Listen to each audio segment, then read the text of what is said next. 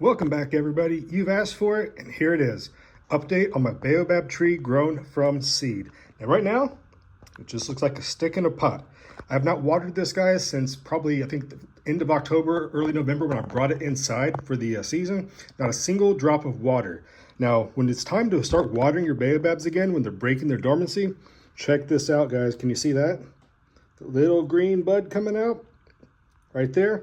That means it's time to start watering your baobab. But I should have done it a little bit earlier, but I'm gonna have to repot this as well because it's in just a small little container there, which is not necessarily a bad thing, but I'm gonna give it a good shot here at growing for the season. So I'm gonna go upstairs, repot this, and bring you along. As I mentioned, we're gonna repot this little baobab tree. If you get up close just to see the diameter, which this has grown so far, not very much of the flared root trunk that the typical baobabs do. So hopefully this year as it grows, it's gonna get a little bit more of a help thicken the trunk.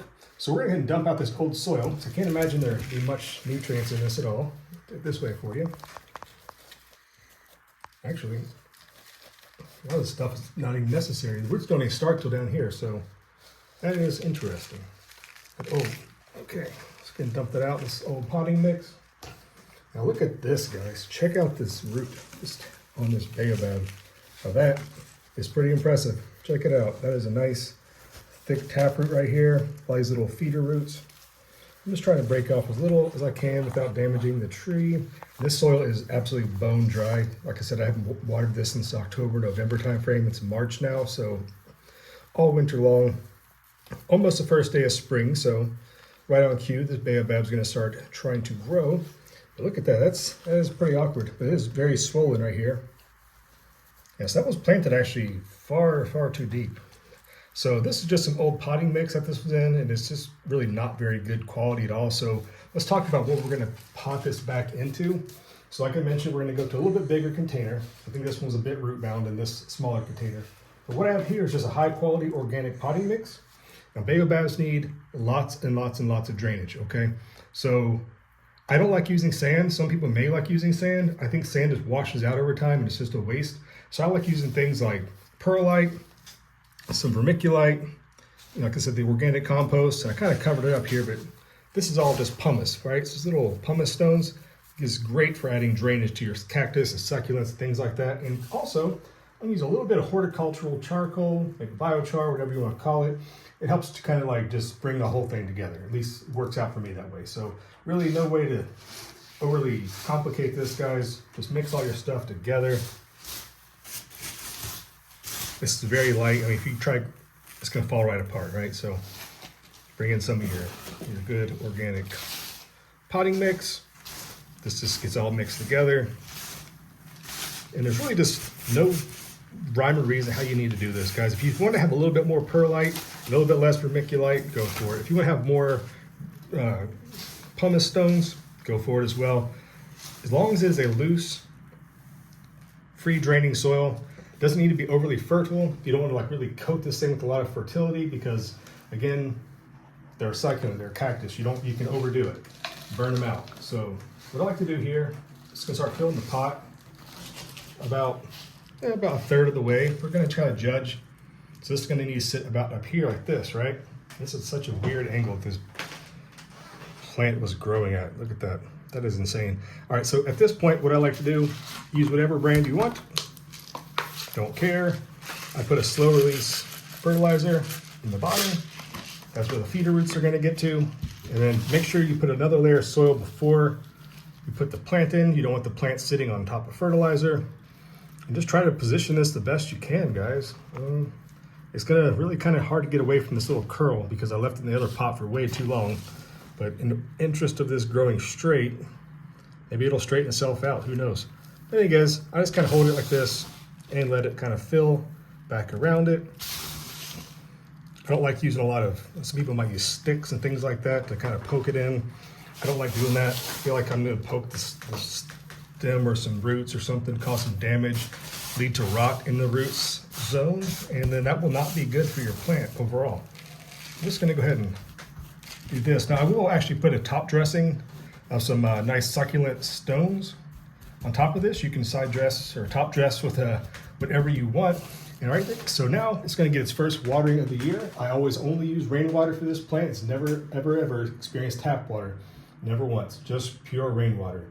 So let's go ahead and get some rainwater, and we're going to fertilize this guy up. We're going to water it, and it's going to be off to a great 2025. So let's go ahead and wrap this up.